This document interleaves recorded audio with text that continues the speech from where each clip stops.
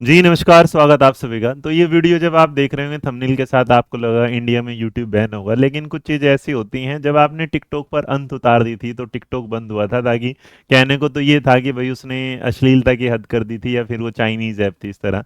लेकिन अगर आप देश में देखेंगे तो कुछ चीज़ें आजकल देश में यूट्यूब पर ऐसे आने लगी है जिसको देखने के बाद शायद हालात वो होंगे, यूट्यूब भी बोलेगा यार इससे बेशरम हमने कोई कंट्री नहीं देखी होगी जहाँ पर अब वो हद आ चुकी है कि आप वीडियो डाल रहे हैं। और इसका एक प्रारूप देता हूँ। उन्होंने सोचा कि चैनल भी इतने बनाते, शायद आपने देखा नहीं होगा। अभी यूट्यूब का जो चैनल वो आता है ना, जो आपका सिल्वर बटन आता है, पहले जो बड़े बड़े आया करते थे वो इतने से आने लगे हैं। मैं भी आपको वीडियो के बीच में दिखाता हूँ, एक बार मंगवाना।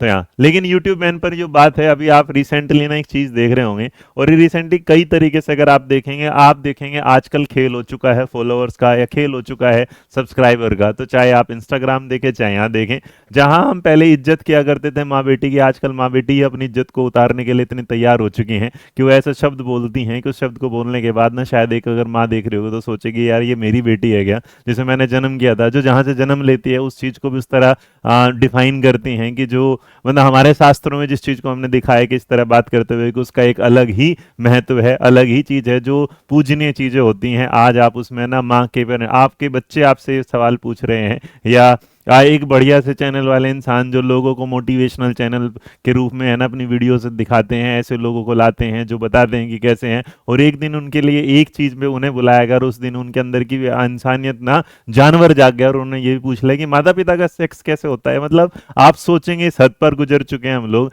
और इस दौरान अगर आप देखें पहले राजस्थानी उसमें होते थे, अरे जब पहले कल्चर ऐसा था कि अगर कोई नारी ना, उसका पति भी उससे कहीं ऐसा लगता था कि युद्ध में हारने वाला होगा, तो वो सोचती थी कि किसी दूसरे के बारे में ख्याल आने से पहले सती होना कर देती थी। अब हमने सती प्रथा को अंत किया, सती प्रथा को बंद करवाया, इसलिए कि जीवन में कुछ चीजें बेहतर हों, ताकि नारी शक्ति को हम समाज में कैसे दिखा पाए कि क्यों सती हो वो। ये बोले बढ़िया बात है। लेकिन आज इस वीडियो के दौरान आपको हो सकता है कि मेरा आक्रोश देखने को मिल जाए, हो सकता है मैं आपको गलत भी लगू, हो सकता है मैं सही भी। लेकिन क्या कमा रहे हैं हम? कमा रहे हैं इस तरीके से, मतलब वो लोग जो इस तरीके का गंदा कंटेंट देते हैं वो वायरल हो जाते हैं और वो हॉट सीट पर बुला दिए जाते हैं करोड़पति बनने के लिए। तो आप सोचिएगा उनसे हमारे ज़माने में आने वाली जो पीढ़ियाँ वो क्या सीखेंगी।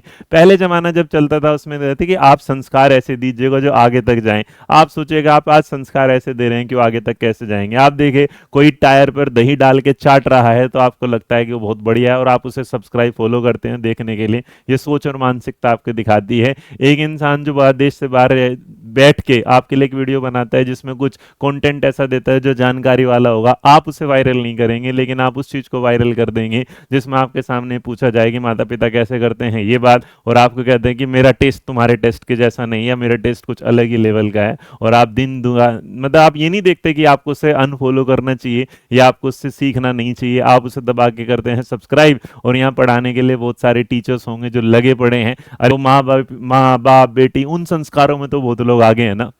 आप ठीक हैं कि आप जो कर रहे हैं, लेकिन बड़प्पन इस बात का नहीं होता कि बड़प्पन आप इसलिए दिखा रहे हैं कि भाई आप ना लोगों को ना एक वाहियात मजाक के साथ हंसा रहे हैं। नहीं, वाहियात मजाक करिएगा, मजाक करने की भी एक सीमाएं होती है। आप कपिल शर्मा को देख लीजिएगा, आप गुत्थी को देख लीजिएगा, आप पहले देख लीजिएगा, मतलब एक हद होती थी। एक तरफ देश के क्रिकेटर होंगे जो अपना देश का नाम कमा रहे हैं, एक तरफ नीरज चोपड़ा होंगे जो देश के लिए नाम कमा रहे हैं, और हम देश के यूट्यूब पे आने वाले, जिसमें मैं इस वीडियो को बना रहा हूँ कि यूट्यूब क्यों बैन होगा, हम देख रहे हैं उन लोगों को जो लोग ये बता रहे हैं कि मतलब वो शब्द जो हम बोलेंगे नहीं। पहले देखा आपने, पिछले बार देखा तो एक बड़ी उम्र के इंसान थे, उन्होंने शर्म की पूरी हदें पार कर दी थी। और फिर क्या हुआ, उसके बाद उन लड़कों ने हद पार कर दी, उसके बाद महिलाओं ने हद पार कर दी, उसके बाद एक से एक चीजें आती रहे। और हम ये समाज को सिखाने के लिए कह रहे हैं कि हमारा देश यूथ ओरिएंटेड है, जिसमें हम ये कह रहे हैं कि हमारा देश जो चलेगा। 14 फरवरी की चीज को आप इतना गलत मान लेते हैं कि भाई उस दिन अगर वैलेंटाइन डे है तो वो तो गलत होगा। लेकिन आप सोचिए रोज रोज जो ट्रेंडिंग में वीडियो चल रही हैं उनसे आप समाज को क्या सिखा रहे हैं। एक नहीं दो नहीं, आप देखेंगे कोई चैनल ऐसे बन रहे हैं जो गाड़ियां तोड़ रहे हैं। गाड़ियां तोड़ने से बच्चा क्या सीखेगा? मतलब आप सोचेगा आपके घर में सामान है जिसे आप बड़ी कीमत से, बड़ी मेहनत से, बड़ी शिद्दत से, और आपने पता नहीं उसे कैसे कमाया था, और आप ये देख रहे हैं कैसे टूटेगा।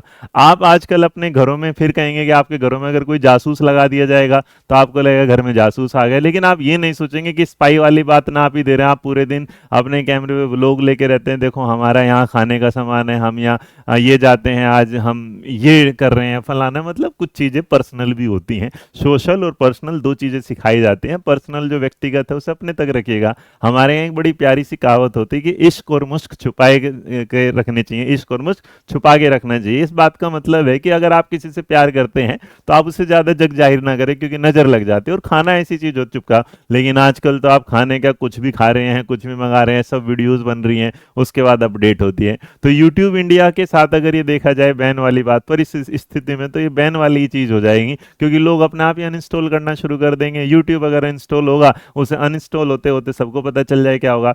इस वीडियो के दौरान हो सकता है मेरे शब्द ना कुछ ऊपर नीचे हो जाएं, किसी को अगर वो लगे कि भाई उनकी संस्कृति को आहत कर रहे हैं तो मैं उसके लिए माफी चाहूंगा, लेकिन मुझे नहीं लगता कि मैं संस्कृति को आहत कराने के लिए बात कर रहा हूं। लेकिन जब तक आप इन चीजों पर आगे नहीं बढ़ेंगे, आप याद रखिएगा ऐसा कंटेंट दे रहे हैं। मैं तो नहीं चाहता कि भाई मेरे आने वाली जनरेशन ऐसे टाइप का कंटेंट सीखे। जिस इंसान को मैं इस तरीके से देखता हूं कि समाज को कुछ सिखाने वाला होगा वो अब आप देखिएगा जब क्रिएटर अवार्ड होते हैं और मोदी जी अगर उन लोगों को बुलाएंगे जो लोग ये वाहियात काम कर रहे हैं, तो बताइए क्या होगा। अरे आप एक 75 चैलेंज वाले कुछ ऐसे लोग तो बताओ जिन्होंने समाज के लिए कुछ अच्छा किया है, कुछ ऐसा तो करिएगा जो समाज के लिए आगे बढ़ रहे हैं। आप सोचो हमारे देश का जो कल्चर है वो कहाँ जा रहा होगा। आधे से ज्यादा लोग सोचेंगे इस वीडियो को बनाने का मेरा औचित्य क्या होगा। औचित्य ये होगा कि अगर समाज में आज आप नहीं बोलना सीखेंगे ना, तो याद रखिएगा जब पापा की परी बोला गया था, अगर वो उस दिन रोक दिया जाता तो शायद आज पापा की परी शब्द इतना वायरल ना होता। पापा की तो परी होगी, लेकिन पापा की परी को आप पॉजिटिव नहीं लेके चलते, पापा की परी को आप क्या लेके नेगेटिव।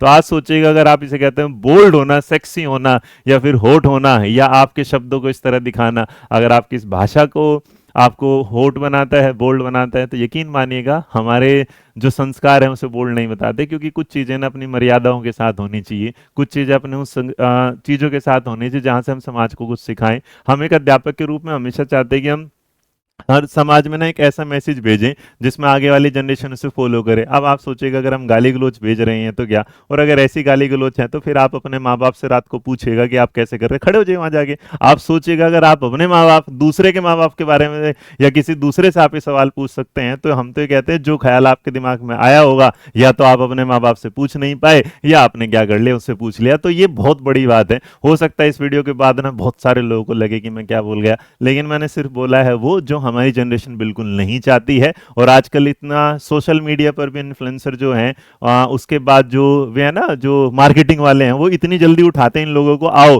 तुम्हारे हमें तुम ही क्या करोगे, हमारे चैनल को भी क्या करोगे, आगे लेके जाओगे। आप सोचो टीवी पर आने वाला एक रियलिटी शो जिसका नाम बिग बॉस है, आप उसमें क्यों नहीं देखते उन लोगों को जिसने समाज में कुछ अच्छा दिया है। आपने ही नहीं देखा होगा उसमें कोई ऐसे लोग जिन्होंने समाज में कुछ आगे नाम किया, आपने उनमें नहीं देखा होगा जिसने हमारे देश की जो गरिमा में है चार चांद लगाया। आप किनको देख रहे हैं, आप उनको देख रहे हैं लड़ने वाले झगड़ने वालों। वो तो ठीक है, शुक्र है उसमें भी तीन चार लोग ऐसे आ जाते हैं जो संस्कृति को बचा के रखते हैं।